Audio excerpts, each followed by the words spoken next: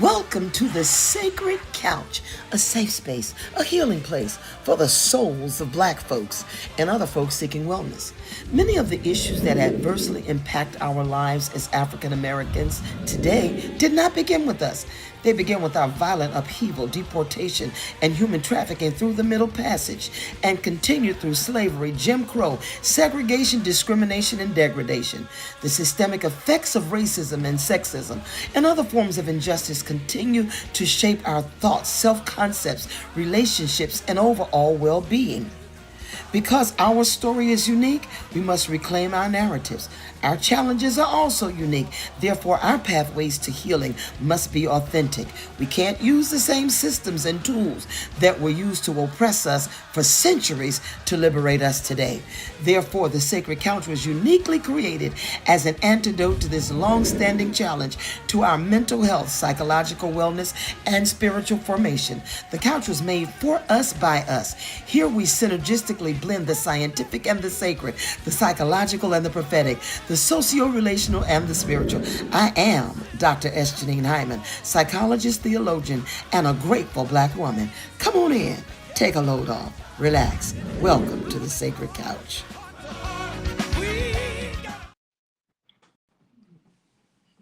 Well, good evening. Welcome to the Sacred Couch. Different background, right? Y'all know every time y'all catch me, I'm somewhere. Well, we have been celebrating down here. My mom turned 88 today, and it's been a full day. So we may hear a little rumbling around the house. All right. If she jump in, we'll just turn the mic off. Did she rumble out? Okay. Well, welcome everybody to the Sacred Couch. We are supposed to be starting a new series this month, and it is all still connected to it's just get you making noise. It's connected to what we've been doing, Black Rage, the effect of suppressed anger on the Black psyche, and the body, and the body. Um, and so we did a little bit last week on what that anger looks like, particularly among people of the diaspora, when we have not been able to adequately express anger unless it is usually misdirected and deflected, right? Onto a source. Usually that's not the originating source of the anger. And so we've been talking about that. I hope that was a blessing to you last week. All right. All righty. People who hate this, the trolls have started early. I don't know what it is about my channel that draws trolls, and particularly whiteness. So people who hate this country should leave it. I think the people who should leave it are the people who stole it. Now, if you would kindly remove yourself off my page, this is a safe therapeutic place, not a place for your venom and your vitriol. So just kindly move on. Thank you so much. I appreciate you. All right. All righty. All right.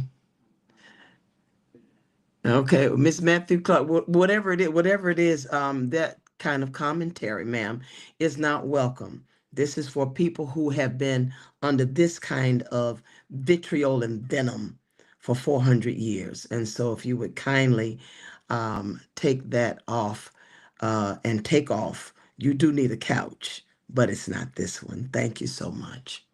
All righty. All righty. Oh, all right. They start, it is unbelievable. Amen. Mommy, everybody is saying happy 88th birthday to you. She said, thank you so much. A ma'am or sir, it doesn't matter. Off the page. All right. Going about your business because you don't mean us any good. You never do. All right. So we want to look at another piece of it. Um, we want to look at another piece of it where you take your gender fluid self onto a couch that can handle your gender fluidity. That's the last comment I'm going to make. We're going to get rid of you. Okay, move on. Thank you. All righty. So when we said we're going to look at this month, the pathology. Thanks so many of you who are sending birthday greetings. Um, okay.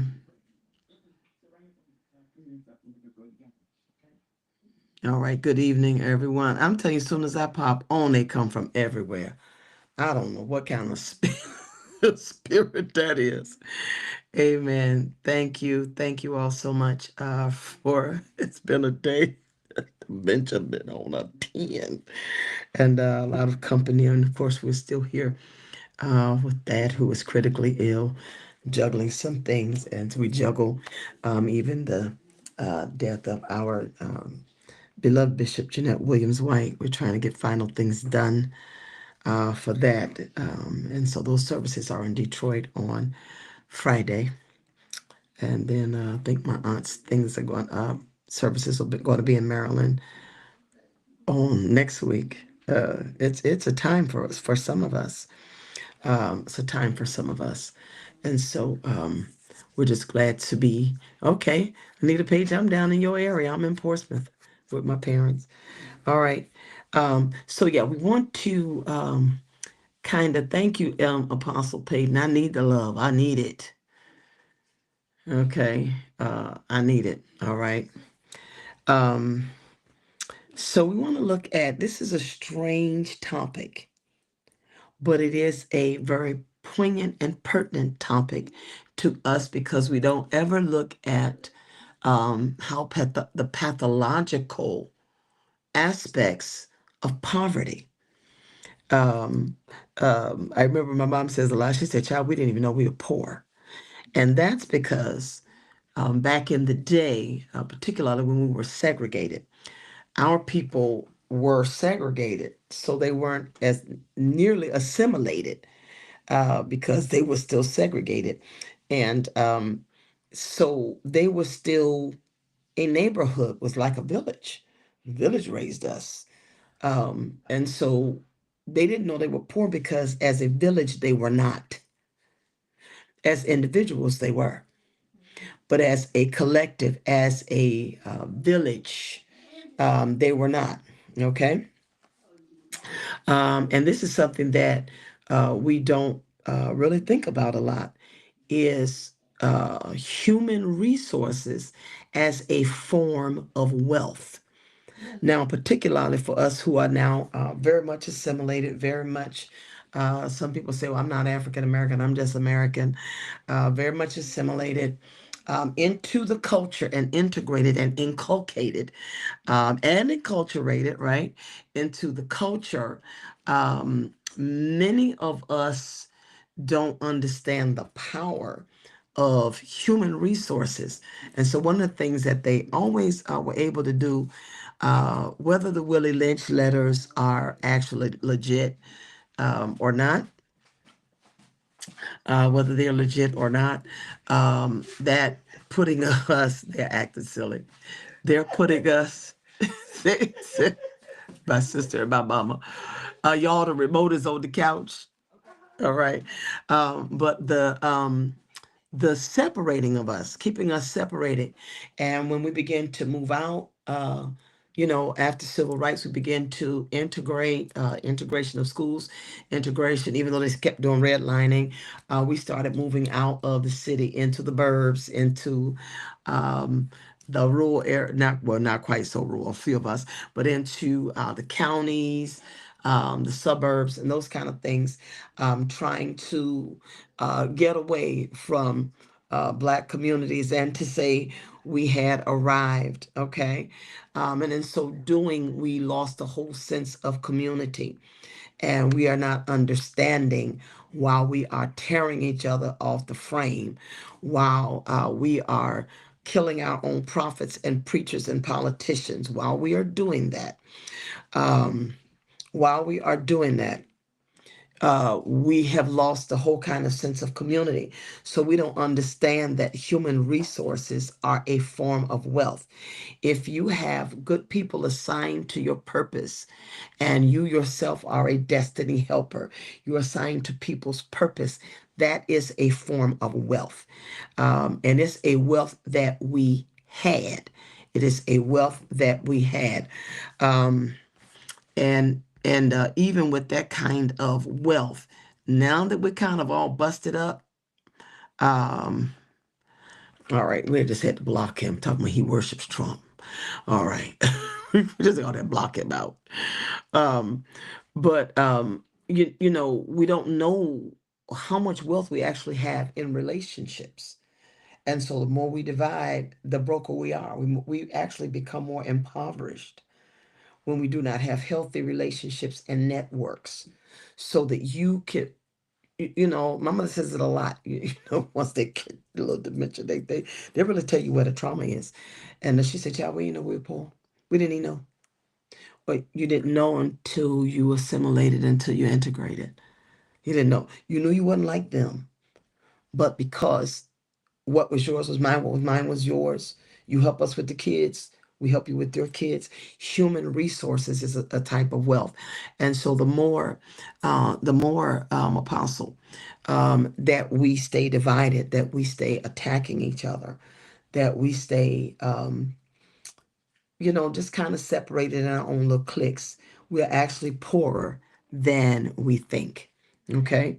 And what we need to look at is, some of those effects. And a lot of people not looking at it and the generational effect that is it has had on us. Okay. All right. The generational effect that it's had on us. However, they don't do a whole lot with us. They will do how poverty affects mental health, and how, not being having resources, pushing all the poor people into one area like sardines and label them in Title One schools. I worked in Title One schools where everybody there was pretty much at the poverty level or below. Why would you put all those people in one school and call them Title One? Okay, it's just the craziness. Now y'all gonna hear the TV and stuff. All right, still birthday time.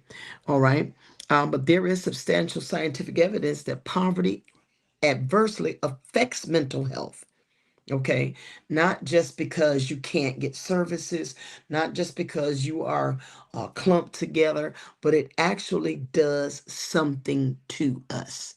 It actually does something to us. And the evidence becomes especially important for Black populations because economic deprivation often occurs within a larger ecology of racial discrimination, residential segregation, the hood, the projects, all this stuff where they just you know, throw us into something almost like pat racks. I mean, it just doesn't make sense. But even in the ecology and economy of racism. Racism is an ecology and an economy. But in employment insecurity, unequal health care benefit, and all those things. So we know the system is already stacked against us. However, somebody actually put out something. I was trying to find it. That said that poverty is a mental disorder. Poverty is a mental disorder. It wasn't us, but I get where they are coming from. Okay, um, we're not saying that we're not calling poor people or impoverished or those of us who came through poverty. Because remember now, this is generational, and this stuff is passed down through the genes epigenetically. Okay, epigenetically, it's there. It's there. Okay, um, but it is a pathogenic. It's a pathogen. It's a toxin that locates something inside of us in terms of how we see our oppressor, how we see ourselves, how we see patriarchy, how we see white male supremacy or white supremacy, and where we see ourselves. And so this is not just about feeling bad because we ain't had no money growing up. This is not just about feeling bad because, we couldn't do this and we couldn't do that. I wasn't able to do this. And I said, when I got grown, I wasn't gonna never let my children suffer nothing. And so then we overcompensated with the children and overextended, over spoiled, over this, over that, trying to make sure that the children did not feel what we felt coming through a little poverty. But we have found out that the children got all of that and they don't have the psychological stuff and resilience that many of us had coming up. And we're not just talking about a line where they say if you don't make $28,000 in your household of three or four people, then you're under the poverty line. We're not talking about a statistic. Income is a number. Poverty is an experience. Income is adjustable. Poverty is a mentality. It's not just your social, economic status. It actually affects the psyche.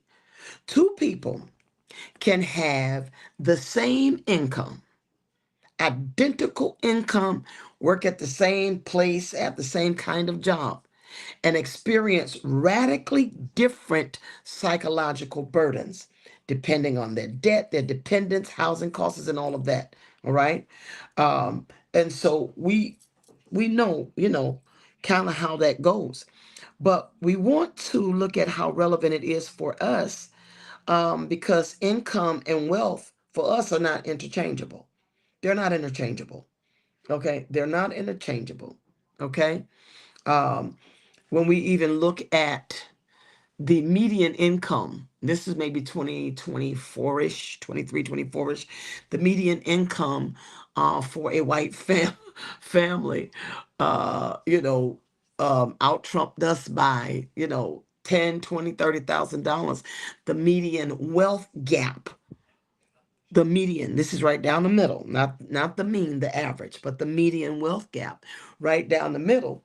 Uh, for white families, $171,000, their median wealth. Okay, for yeah, just the median wealth, $171,000. Ours wasn't even 50,000. This is what you got after you pay your bills, your assets, and all of that. All right. And so most of the research, unfortunately, only focuses on Black mental health and socioeconomic disadvantage and discrimination and race. But there's a biology to this. Did y'all know that? There's a biology to this. Poverty repeatedly confronts the nervous system. Okay. And when you don't have enough, or you just have enough, or you grew up with that, that thing is already um, in your head as children. It's already in your head as children. And the part of the brain that it affects, it doesn't ever quite go away. So that even when you come out of that and you got, good job, good skills, good education, you consider no more middle class, but the working poor. Now, when we have that, that thing is still there. It is still there. If I get, let's see, does any of this track with you, register with you? If it does, holler back in the chat.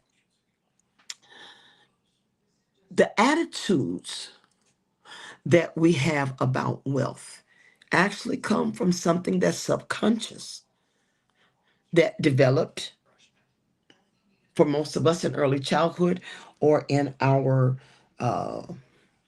network, our community, or somewhere in our family. And again, epigenetically, this is passed down for generations from working and slaving in cotton fields and peanut fields and rice fields and building and architecture and doing and taking care of and uh, uh, getting interventions and inventions, and getting patents and then selling them. We make $10,000. They make 10 million. It's kindly everywhere. If you think of some stuff like this, if I get too much money, I'm not gonna be able to keep it. I want just enough. This is the way I was brought up. I didn't even know it was a limitation. You need to make enough money to be comfortable. You need to go to school, get your education. You need to make enough money to be comfortable. Guess what? Enough money to be comfortable will not allow you to carry out your life's assignment. It is a limitation that I am poor with Louis Vuitton, and I am poor with red bottoms, and I am poor with giving my kids $1,200, $1,300 phones, and they're 8 years old, and the radiation is messing up their brains. You know, I am poor, but I have all of these things: TVs and cars and hair and lashes and nails and da, da, da, da. I got all of this stuff to show that I am not poor, but we are some of the largest consumers in the country. So that even if we get it, we believe that they supposed to have it, not us. So we will spend and consume. We are producing and they're making money off our production, not us.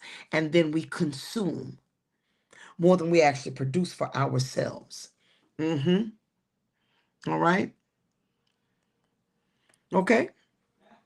Yeah, picking tobacco, absolutely. Right here in Virginia, where I live, absolutely, absolutely, Tara, absolutely, Apostle.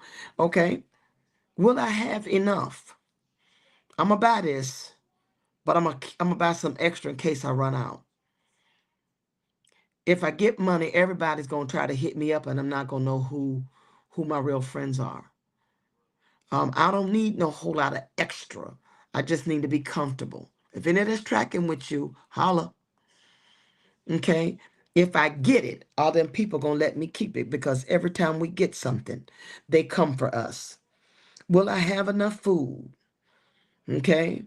Um, if I get this and I get that, will I have enough for medications?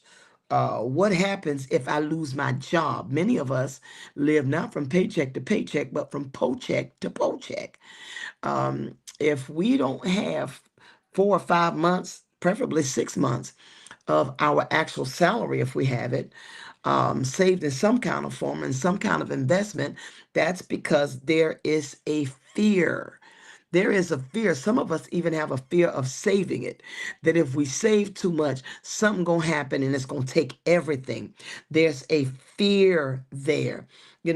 What happens if I lose my job? What happens if I don't go to work and I'm sick and I ain't got no more days? Am I gonna have enough? Are they gonna get rid of me? All kinds of stuff. What happens if my child gets sick? What I'm gonna do? You know what I mean? The organism continually mobilizes. Being in an adapting mode. In an adapting mode. Okay, she said, I'm hollering. Is it registering? Okay, thank you, Noreen. It's registering. Okay, all right. Okay. Uh-huh. I wish I could blow this up bigger. Okay, it's tracking. My dad would always say, don't buy a lot of fancy stuff because they will say you have too much and they'll fire you. See, we see. Now I'm gonna tell you something. My first job in a actually a contracted job in a local church. I'm the first woman assistant pastor they ever had. Actually, first assistant pastor. I'm definitely the first. Was definitely the first Pentecostal they ever had. And I got that job, and I had my mother had bought me little old Nissan hatchback, something I can't even remember. Um, uh, and I drove it. We call it putt putt till the wheels fell off. And finally, when I finished graduate school and everything, did my little seminary, and got my little job at the church. at the Baptist church. I bought my first car, which was a Toyota Camry. And for 2 months, I kept driving putt putt because I feared that the people would say, oh, she taking our money and buying cars. All right. And this is, it's in the 90s. I make $800 a month, y'all. Okay. That wasn't it. And I was working at Virginia State. I was teaching at Virginia State. I had a teaching job. But I was scared to even show up with my stuff. Isn't that crazy? And the moment I start pulling up 2 months later with my car, deacons and trustees had smack to talk. Like, why I gotta hide my blessings? See, that's something, okay? Or we scared if we get it, um, you know, everybody and their mama gonna be begging, begging, begging, begging, begging, okay? And so some of our old people had a lot of sense.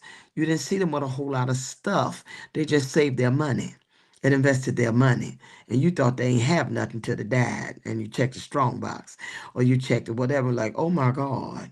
All right. But as we've assimilated again, we have to prove that we are as good as the people who oppress us. All right.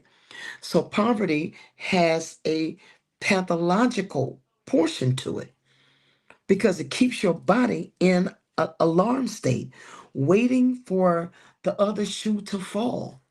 It's like, okay, I got this amount of money. Okay, I'm good. Lord, are they going to come for me? Lord, is the IRS going to come for me? Lord, this, I don't even know what to do with this money over here. I don't even know how to report this. This ain't income. This ain't even a side hustle. This just favor. And we get so afraid to do LS, to do anything. We're afraid to even be blessed. We're almost afraid, you know. And so that means that fear is there. It's not just an emotional fear. This is in your body. It's in your body. And it keeps you kind of on alert, waiting for the other shoe to drop or waiting for Lord Jesus, I think yeah, waiting for where I'm gonna sow this seed.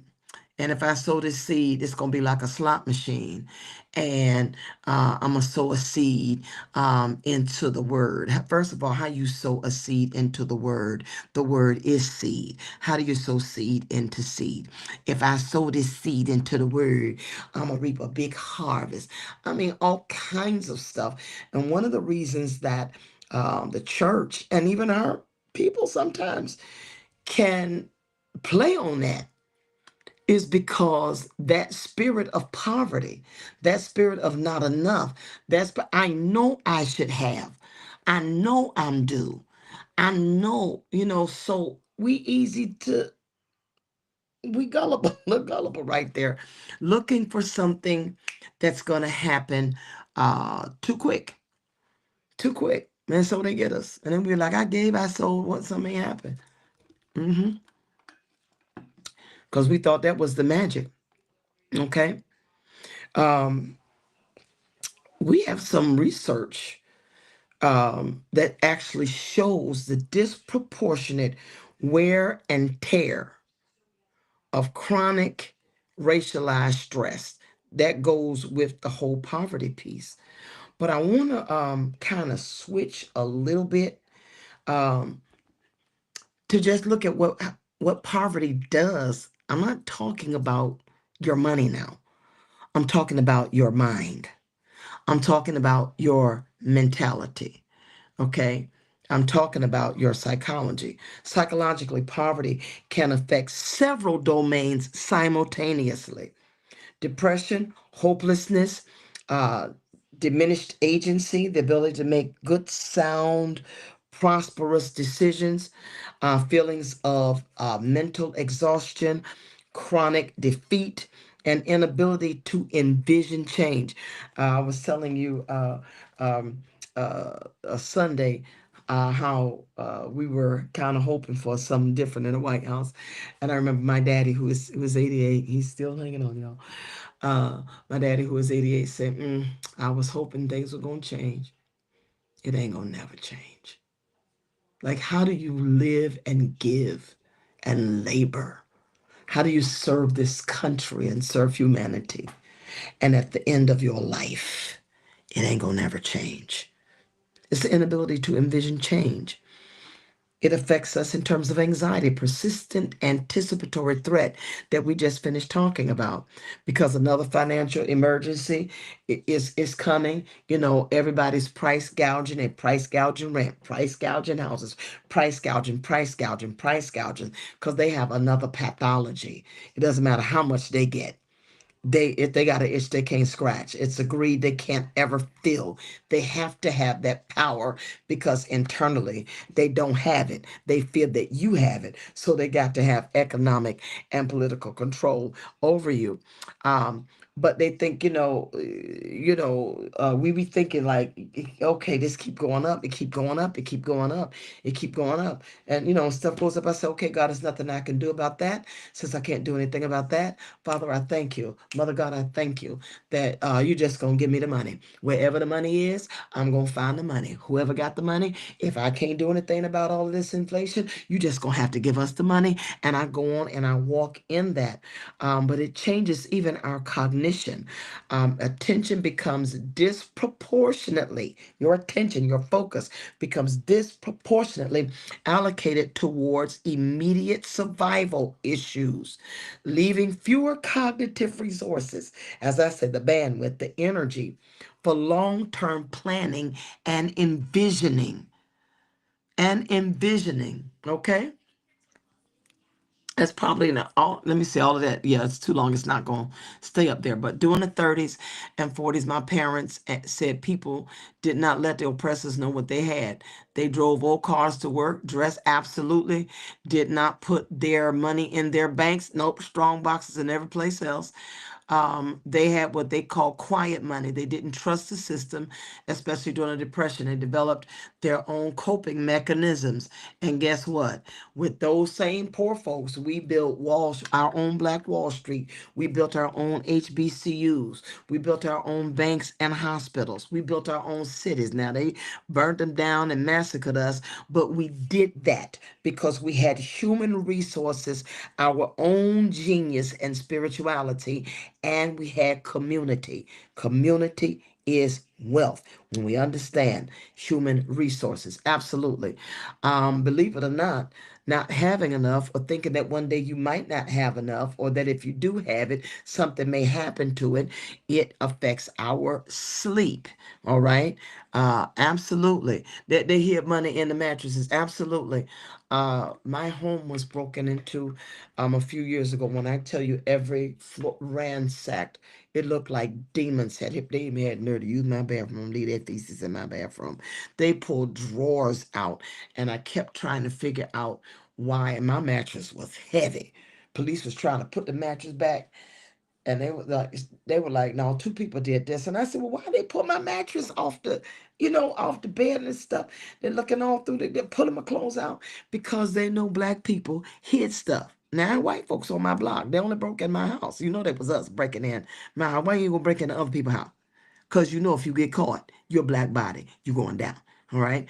And so they pulled that off. It was traumatic for me to even go back in there and stay in there. But they pulled the mattresses off. And the police told me, oh, they know we have money in the mattresses and in the drawers. And then, they looked all in your underwear drawer and all of that. Yeah. Because they know it probably from their grandmamas. All right. And so, yeah, absolutely. That is very true. But even it affects our sleep. Um, uh, people that do shift work, people that do multiple jobs, or your stress level is here. And so, because your stress level is here, you look to escape through tablets, through TV, through YouTube, through all these blue lights, and so now we are sleep deprived. It affects parenting, and our relationships. A whole lot of marriages would have survived if the resources were plenty and the money was well handled and well invested. All right, you have to understand all this stuff about falling in love and all of that. Ain't none of that stuff. That ain't historical, biblical or non-biblical. Marriages have always been contractual.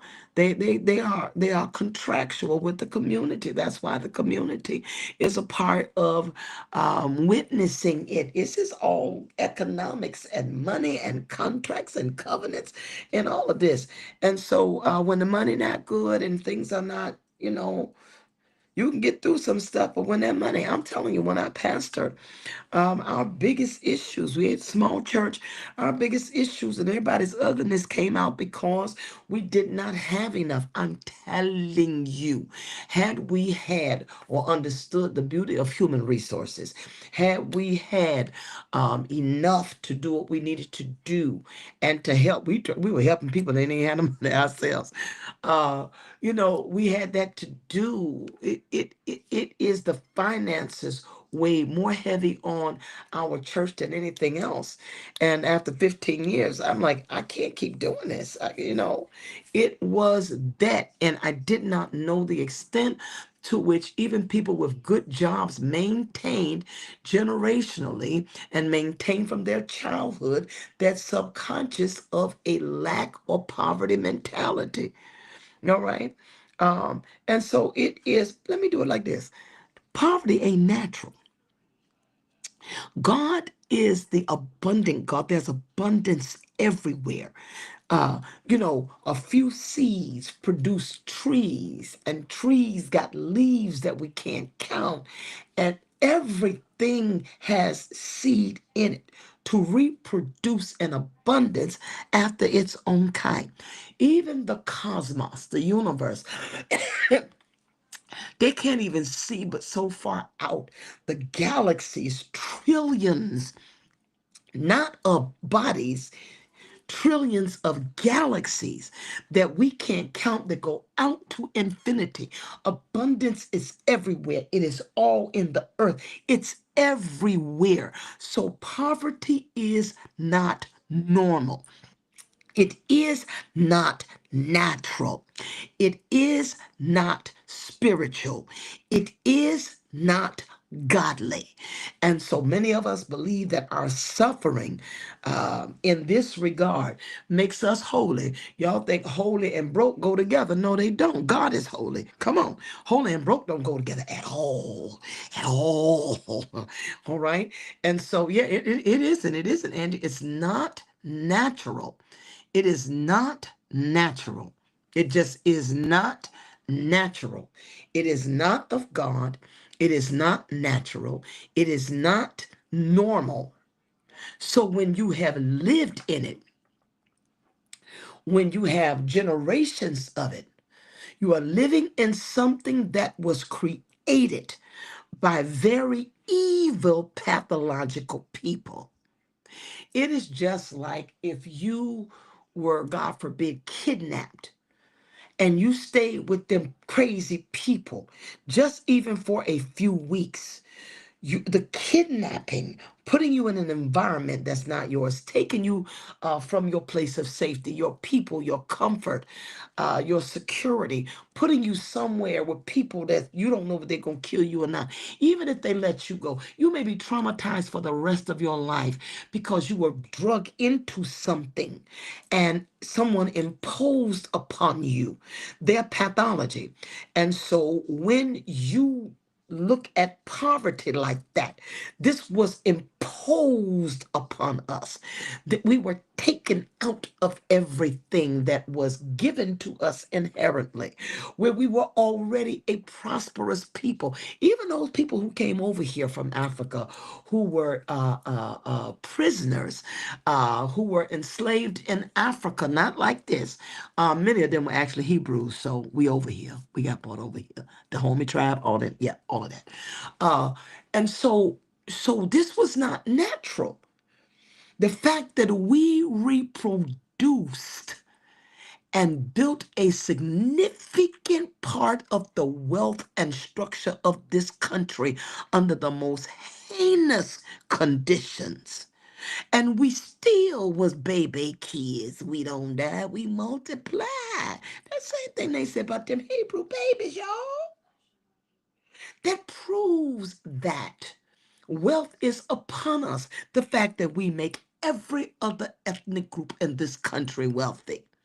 To the Asians, our beauty products and our hair and our nails and our feet and our pedicures.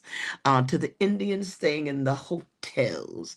To the Ashkenazim or the Jews, their media and TV and every other thing. We have no problem because we believe they're supposed to have our money and we're supposed to have stuff. That's a poverty mentality. Thank you, Anita. Okay. No, mother. It don't match.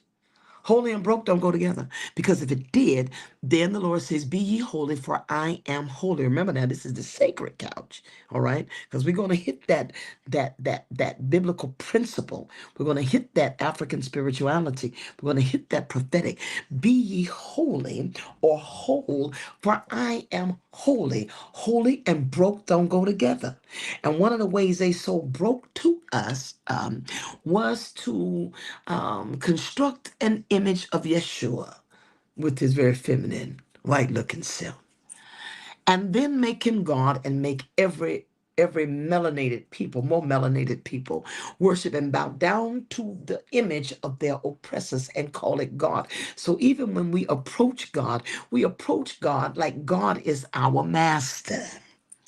We don't approach God as sons and daughters. We approach God from the position of slavery, from the position of not enough, from the position of begging, from the position of I need, I need, I need, I need, I need, I need, I need, I need. Not from the position of heirs of God and joint heirs with Christ. As Yeshua was in this world, so are we. They even made us think he was a broke, poor carpenter. So we said, foxes have holes. Birds have nests, right?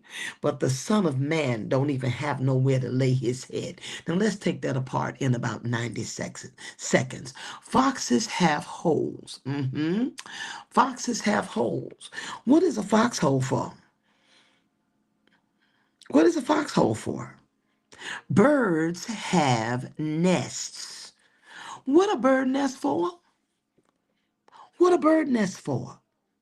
They foxholes are for reproduction, for increase, and to bring forth and protect and nurture until it's healthy and it reproduces after its kind. Birds have nests. All right, they lay their eggs there. They wait on timing and temperature. They build nests, but the Son of Man has nowhere to lay his head. This ain't about poverty, people. You've been lied to about Jesus, just a poor carpenter. Poor carpenter, make your mind up in the text. Is he a Rabboni? Is he a rabbi? Is he a prophet? Is he in the temple teaching, or is he a carpenter? Get out of here. All of this to make us identify with poor Jesus. Foxes have holes to reproduce in. Foxes have holes to take a few sperm and put out a few. Come on. Your bird's going to lay a few eggs in their nest, but the Son of Man has nowhere to lay his head, his ideas, his precepts, his laws, his vision. I have nowhere to reproduce. This ain't got nothing to do with broke. Lord Jesus, have mercy. And so this is how they have gotten us so that I'm telling you, we such Jesus worshipers, when you're supposed to be co-heir, joint heir. You're supposed to be equal, heirs of God. And so we don't think like that. So even we identify our God has become to you with our slave master and hope that God will give us what we need. Y'all ever say, Lord, I ain't got no gas, God, but if you just multiply this gas and let me get where I'm going, God, just let me get to the gas station. God, just let me put in this tank, put some gas in. Yeah, God, all of this. God, oh God, I'm gonna pay this. How I'm gonna pay that? Oh Lord, I'm depending on you for my rent. I'm depending on you for my this. I'm depending on you for my sustenance. Consider the lilies of the field. Look how beautiful they are. They don't toil, they don't even work. But yet your heavenly Father has clothed them. I'm trying to tell you, people, poverty is not natural. It is not normal.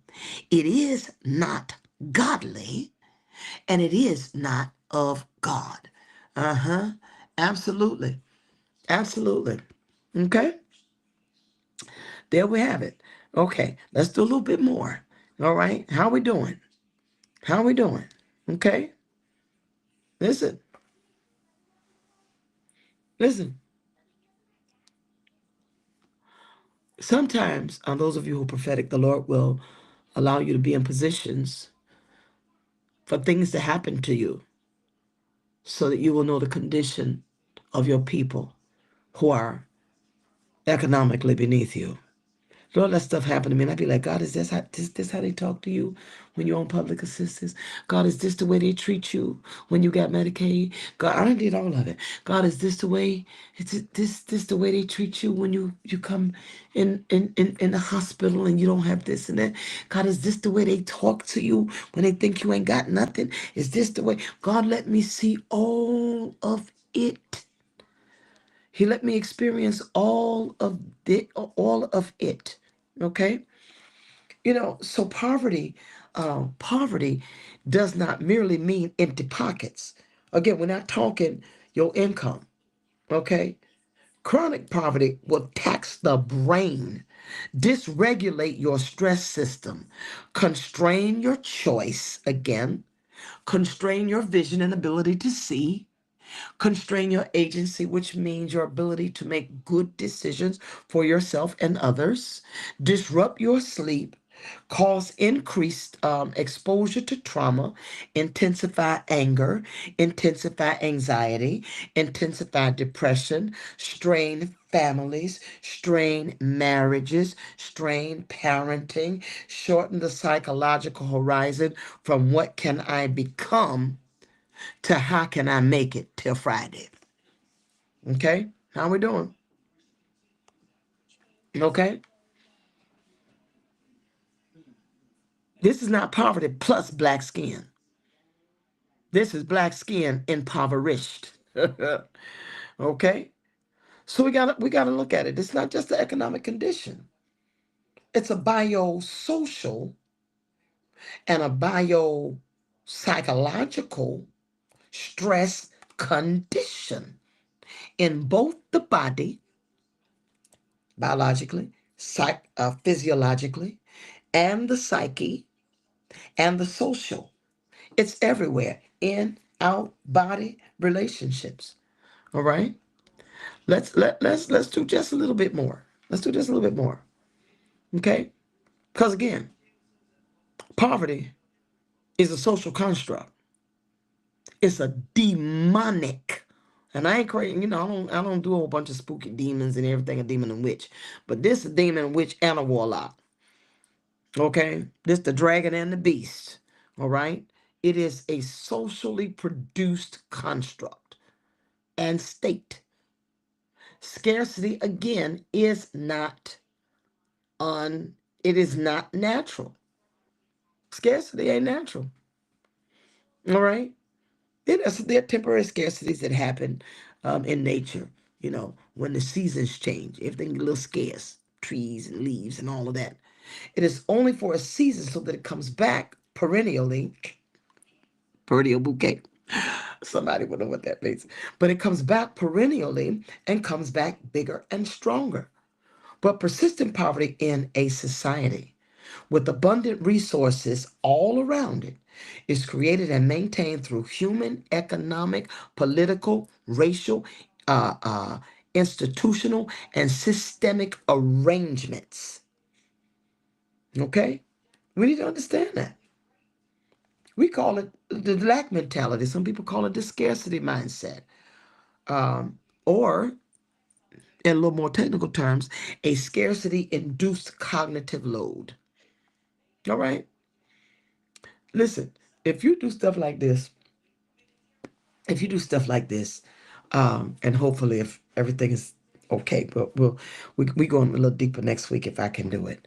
Um, but but but if you do stuff like this, in your kitchen drawer, especially where you keep your silverware and things, do you have a lot of condiments in packets? Packets of ketchup, packets of soy sauce, packages of mayonnaise. Save some of the spoons with the napkins in them, little napkin packages. Do you have little things like that? When is the last time you purged your closet? Father, help me in the name of Jesus. I did, and it's back full again. All right. How much clutter is in your house? Clutter is, and y'all seen these houses where the clutter was everywhere. You couldn't even get in the house. This really is a psychological condition that usually results from the trauma of a loss.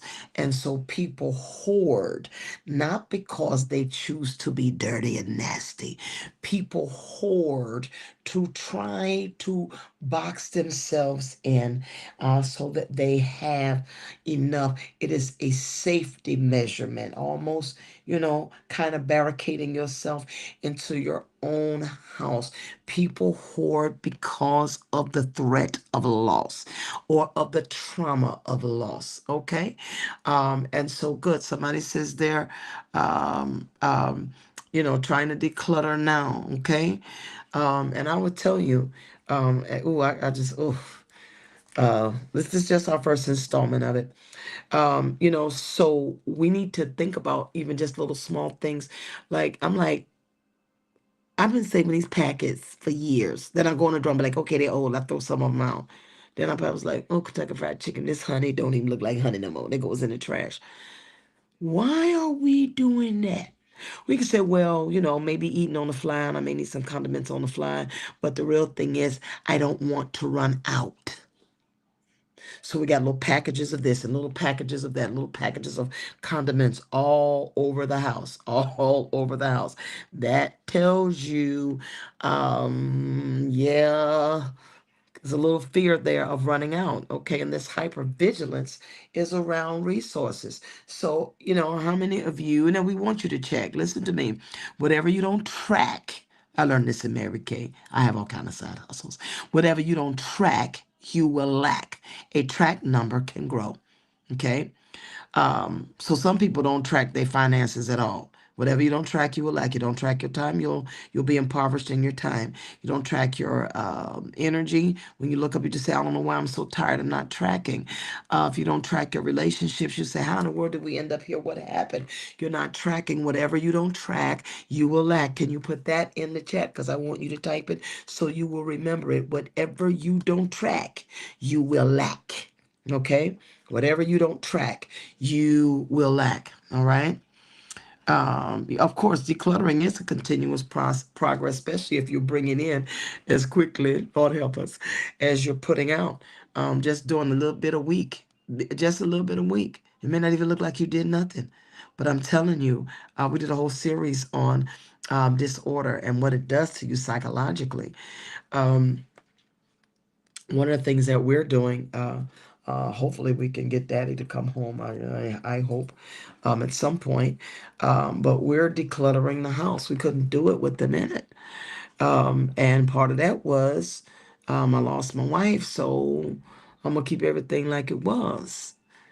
I'm gonna keep everything like it was. I'm like, get this stuff out. Get your pad like you want to. You're a bachelor now. Keep everything here. So thank you, mother. Whatever you don't track, you will lack. Thank you. Whatever you don't track, let me see it. Let me see it, y'all. Put it in there. I want you to type it, and I want you to say it while you're typing it. I want you to engage several parts of your brain while you're doing this. I want you to use your fingers, tactile. All right. I want you to use your mouth. I want you to see letters. You're using, rewiring some things even as we're doing this. Absolutely. Lord Jesus, we got to see if I could even find that one, Anita. That was a few months ago. I did this, the dishonor, disorder, distraction, and one more. I did, and I'm telling you, I preach myself into conviction because clutter, listen, clutter, hoarding sucks the energy out of the room. It's too much matter, and the matter is not always well organized. So, disorganization and too much stuff sucks the energy out of the room, sucks the energy out of you, and then you don't even have enough energy and frequency to even operate in the realm of where money flows. Money flows. Everything that is movement flows. That's why it's called currency. It flows. Money is supposed to flow. So money that is not flowing is not making you money. That's for another little time. All right. So them little packets and all of that stuff. All right. You're not tracking all of that. Okay. Whatever. Okay. All right. That's good. Thank you. She got a breakthrough. So did I. I mean, the texts and calls are coming in. Amen. All right. Clutter could make you nervous. All right. And we can kind of tell you why, especially if you're a type A personality. We'll say, okay, it's a whole lot going on inside. And so people that's got a whole lot going on inside and that's not structured and ordered inside have to have a very well laid out external to balance the anxiety, and sometimes the lack of structure inside. So we have to have it balanced this way. But when you're balanced in and out, I'm telling you, you'll actually attract money. All right. One of the difficulties, some people have a difficulty giving because they're scared they're going to lose something. Some of us give too much. Amen. But we think we're going to lose something. Difficulty receiving. We did this on Sunday. The difficulty receiving. I told you I was going to plug it in for you. Difficulty receiving compliments. Difficulty receiving gifts. Difficulty receiving assistance and help and aid. Even rest can produce discomfort because receiving conflicts with the psychological system organized around I must struggle for what I have, or I got to do what I got to do to make sure I got what I need to have so that we can't even receive. All right. That is a scarcity and a lack mentality. All right. Again, the hoarding or excessive saving of ordinary sources, keeping items because we may need this later, but I better throw this out. Now the thing the thing this big, okay, the dress this big, and now you this big, baby, you're not gonna be that size. Now if you taking uh you taking all them GLP-1s, you might be this size. But I'm gonna save this. I'm just gonna save this because we may need this later. No, don't throw that out because it may. Okay, you haven't used it in 4 years. You haven't used it in 5 years. Oh, we may need this later, even when a replacement is readily available. This is a distinct form of hoarding. It's a distinct form of it. Difficulty spending, even when you have the money. I'm telling y'all. When it's on me, I buy what I want. I will wait because I'm not frivolous. I will wait, but I'll tell people in a minute, oh no, I go preach and they say, Apostle, you want to go to the mall? Would you like us to take you to the mall? No, if I can't get it in this one bag that I bought, well, we can ship it. I don't need nothing else. I can't get nothing else in my house. I would take you to the mall. I said, no, baby, I don't like to spend money. I like to have it. Okay. Well, if you're not putting money out, uh, and I mean good spending. If you're not putting money out, its currency, then there is no flow. There is no flow. So money may psychologically represent survival rather than simply purchasing power. Look, y'all, I will sit there and shop online for my little preaching clothes, my little business clothes. And he'd be like, oh, that's $198. I'll leave that in there and see if it go on sale. Poverty mentality.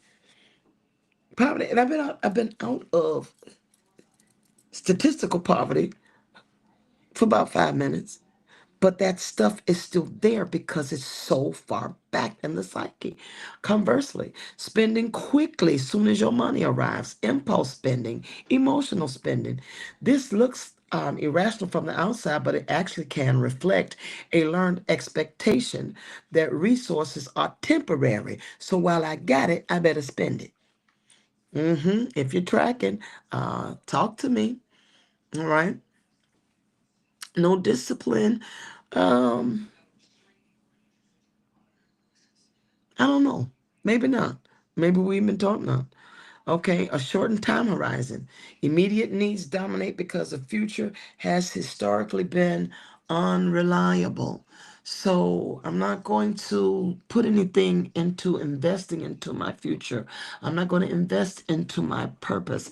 I'm not going to invest into my divine assignment. I'm not going to invest into somebody else's success unless it's my children. Then I can brag on them. All right. Um, but long term planning becomes psychologically burdensome when tomorrow has repeatedly failed to provide the security that we want. Okay? All right. Yeah, we're getting a whole no discipline thing, but I'm not sure it's just that we're totally undisciplined. We have to again not think of these as character flaws, but as pathology of the oppressed. If anybody teach us no discipline. And some did teach us discipline. As soon as we moved out the house, we be like, oh, I'm gonna spend this. But you might as well spend it. Something gonna happen to it. You might as well spend it. Okay. Um, okay. Common sense money principles. We're gonna talk a little bit about it. We are. The Lord says the same. We'll talk a little bit about it. But overworking, especially black women, overworking, and then don't have the pay to even show for it. That means that your oppressor is worthy of your life substance, your life source, your life everything. And we think that's going to secure us, and the inability to rest. Rest may become associated with danger, lost opportunity. I'm going to miss something. I should be doing something, or I feel guilty when I take a breather. Okay? Over identification with productivity. Worth becomes connected to working. This is especially for our black men, producing, and worth becomes connected to sacrifice and suffering and making it work. And then we have a praise to put on it. See? Then we have a praise to put on it. God, you did it again. And the only God we know is a God of struggle and a God of the last minute. You can't hurry God. No, you just got to wait. You got to trust him and give him time. God need time. God ain't even in time. No matter how long it takes, he's a God you can't hurry. But he'll be there. Don't you worry. He may not come when you want him, but he's going to dangle you on a string right to the last minute. What kind of God is that? That's what God constructed for us because that's what your oppressor does. All right? Okay. Resource guarding within relationships. Generosity may feel dangerous because giving something away can unconsciously register as reducing one's own security. Sometimes we won't give because we think that makes us vulnerable. I mean, all kinds of stuff. Or we want to give. Okay. Thank all of y'all who do give, such as it is. Okay. Thank you. Thank you. I'll do it. Let me find it. Look, I don't even know where it's at. Let me find it. Okay. Um, I'll find it. I'll put it up. Thank y'all. We're afraid to do it. Sometimes the Lord tell me to get something, and I guess the sweating under my arms. I said, God, this can't be you. This cannot be you. And I will hear, oh, you have a problem giving this? And you think you're going to ask me for more? You got to make room. I'd be like, oh my God, you got a problem with this? No, sir. I'm going to write the check. But sometimes my nerve be bad even after I give it. Yes, remember that this is currency. It's flow. All right? We don't even want to spend, some of us. Oh, we overspend. Okay? All right? The question becomes, how can I keep what I got? Okay? Thank you, Angie. Thank you for giving. How can I keep what I got? How do I make it? How do I make this work? Rather than, God, what do you have me to build? What can I build? What legacy can I leave? Not just for my four no more. Who can I help?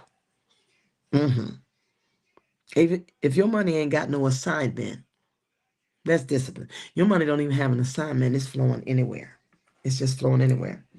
Okay? Again, we did this, rejecting opportunities because they seem too good to be true. Or it's going to put more responsibility on you. Okay?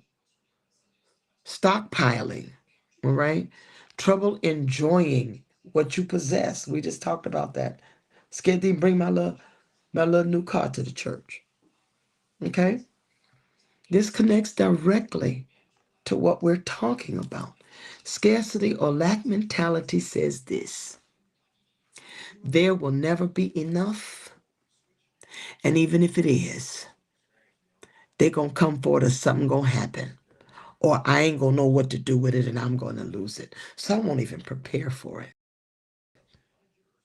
So I must protect myself against not enough. I must protect myself from losing too much. I must protect myself. Now I must pursue purpose. I must protect. Okay? I'm telling you. A person can be profoundly independent and paying their own bills and doing well and still have a profound scarcity mentality. In fact, hyper independence, black women. Hyper independence. No, I'm good, black people. No, I'm straight. Let me help you with this? No, I'm good. Yeah, okay, I'll holler if I need you. Okay, thank you. I'm fine. Thank you. That right there, hyper independence can be an expression of the scarcity mentality. That's tracking with you. Let me hear from you.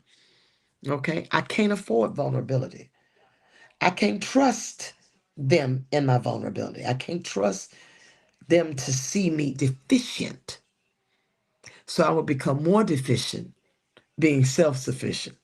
That's crazy. All right. I can't trust nobody to come through for me. I take care of everybody, but ain't nobody going to take care of me. I got to take care of myself. I've said it. I've heard my mother say it. I have to make sure I can survive. Okay?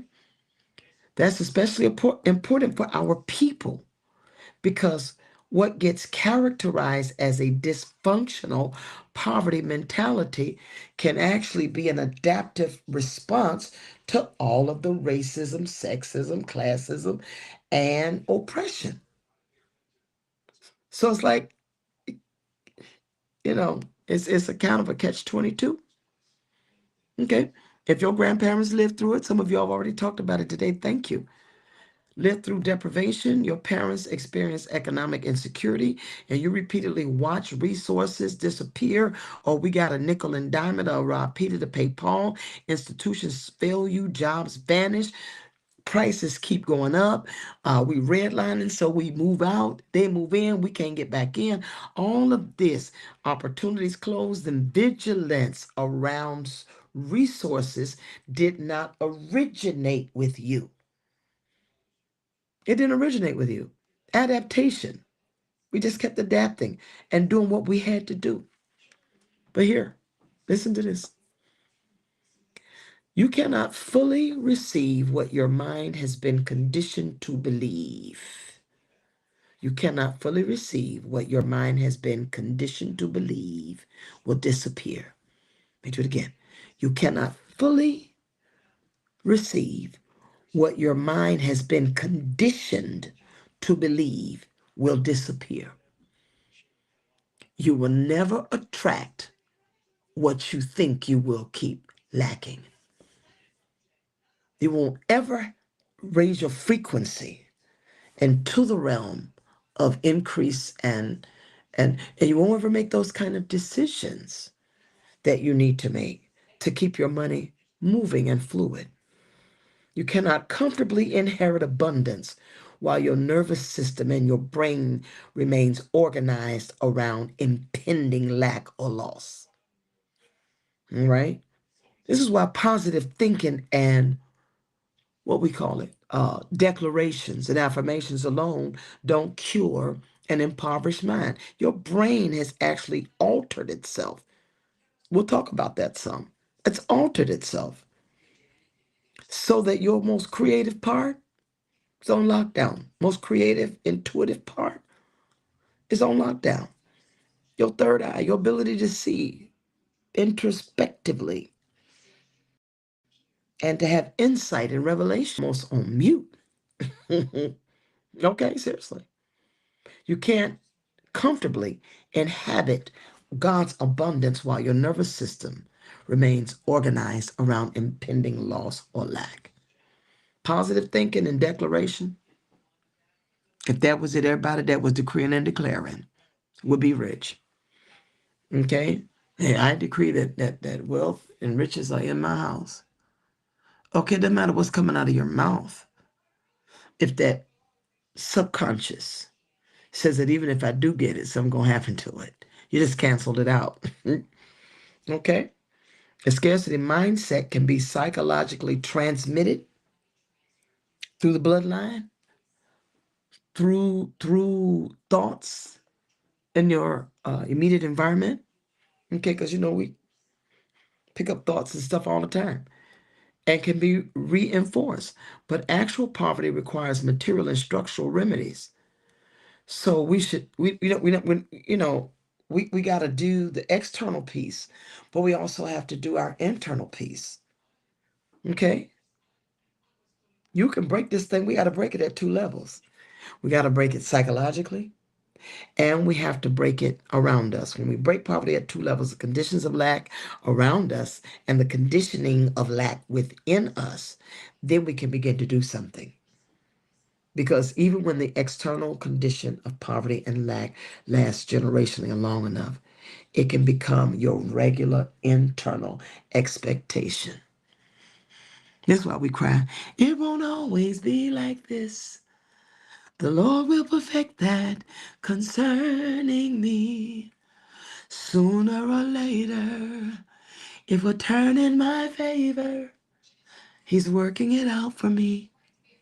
That makes us passive. And we still looking at sooner or later. Sooner ain't on the calendar. Later ain't on the calendar. One day ain't on the calendar. Someday ain't on the calendar. Okay?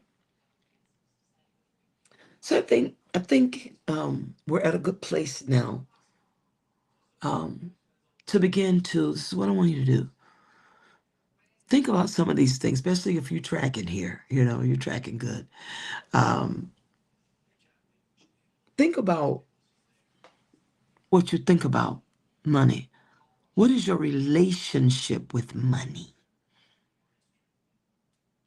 What is your relationship with human resources? You can't have wealth without human resources. White folks used us for years, still using us as human resources. That's all they need our bodies and our brains for.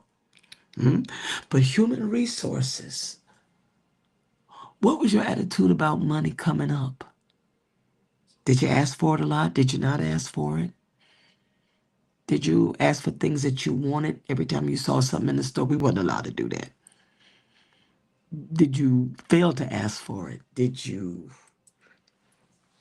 think about it? I want us to begin to think about your attitudes in relationship with money. What was your parents' attitudes in relationship about money, about having everything that you need? How much did you pick up that you didn't even realize? What's your relationship with money?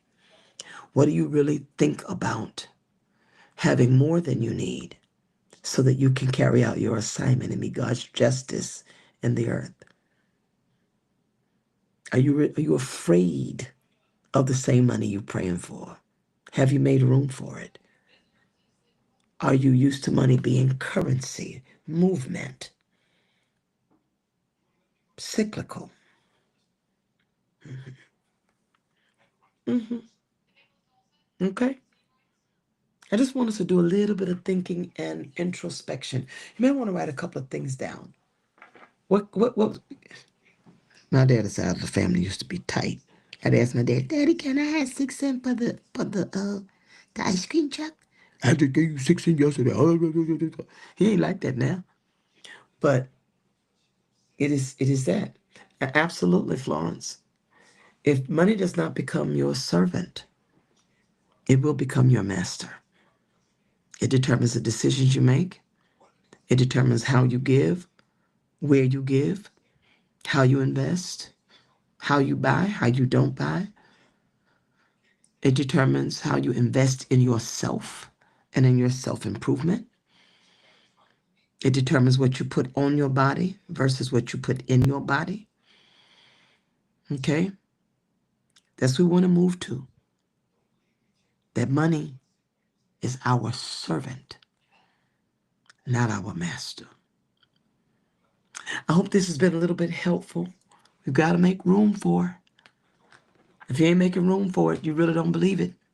We know what you believe, T.D. Jakes say, by the way that you behave.